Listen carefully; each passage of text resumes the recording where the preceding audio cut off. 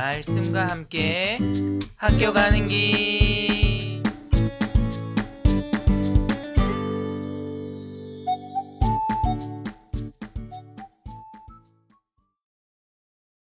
그 뒤로 6달이 되었을 때에 하나님께서 천사 가브리엘을 갈릴리 지방의 나사렛 동네로 보내시어 다윗의 가문에 속한 요셉이라는 남자와 약혼한 처녀에게 가게 하셨다. 그 처녀의 이름은 마리아였다. 천사가 안으로 들어가서 마리아에게 말하였다. 기뻐하여라, 은혜를 입은 자야. 주님께서 그대와 함께 하신다. 마리아는 그 말을 듣고 몹시 놀라 도대체 그 인사말이 무슨 뜻일까 하고 궁금히 여겼다. 천사가 마리아에게 말하였다. 두려워하지 말아라, 마리아야. 그대는 하나님의 은혜를 입었다. 보아라, 그대가 잉태하여 아들을 낳을 것이니 그의 이름을 예수라고 하여라.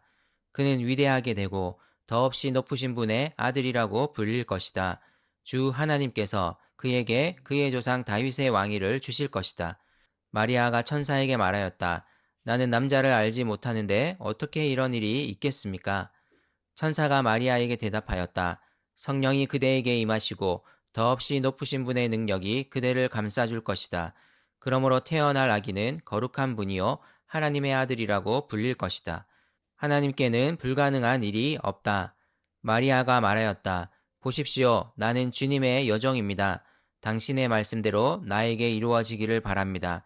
천사는 마리아에게서 떠나갔다. 우리는 예수님을 나의 마음을 위로해주고 소원을 들어주는 친구와 같은 존재로 사귀어 왔을 것입니다. 물론 주님은 우리와 이렇게 인격적인 관계를 맺으시지요. 그러나 우리가 잊어버리기 쉬운 사실 한 가지가 있습니다. 그것은 주님이 온 세상을 구원하고 통치하시는 왕으로 오셨다는 사실입니다. 예수님은 나의 주님이실 뿐 아니라 온 세상의 주인이십니다. 사가랴의 아내 엘리사벳이 임신한 지 6개월 뒤 천사 가브리엘은 나사렛에 사는 요셉의 약혼자 마리아를 찾아갑니다.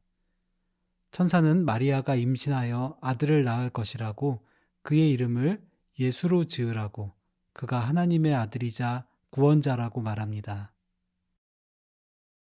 오랫동안 구원을 기다려온 유대인에게 메시아 오심은 큰 뉴스가 아닐 수 없습니다. 그러나 마리아 개인에게 이것은 청천벽력과도 같은 소식입니다. 결혼도 하지 않은 동정녀였기 때문입니다. 그로서는 이 아기가 어떤 존재인지의 문제보다 자신의 현재 상황이 더 급했을 것입니다. 당황한 그에게 천사는 하나님께 불가능한 일은 없으며 이 아이는 거룩한 하나님의 아들로 온 세상을 다스릴 왕이라고 말해줍니다. 마리아는 이 말을 하나님의 말씀으로 받아들입니다. 자기 입장보다 하나님의 뜻에 마음을 두기 시작합니다. 예수님을 나의 세계에 가두지 않고 온 세상의 구원자와 주인으로 믿으며 그분의 길에 순종을 결심합니다. 묵상해 봅시다. 마리아가 이 소식을 처음 들었을 때 얼마나 놀라고 무서웠을까요? 그랬던 마리아가 마음을 바꾸게 된 계기는 무엇이었을지 생각해 봅시다. 마리아는 천사의 말을 통해 무엇을 깨닫게 되었을까요? 오늘 나에게 예수님은 어떤 분이십니까? 예수님이 나 개인의 주인임일 뿐 아니라 온 세상의 왕이시라는 사실은 나에게 어떤 의미로 다가오는지 생각해보고 떠오르는 마음을 주님께 이야기해 보세요.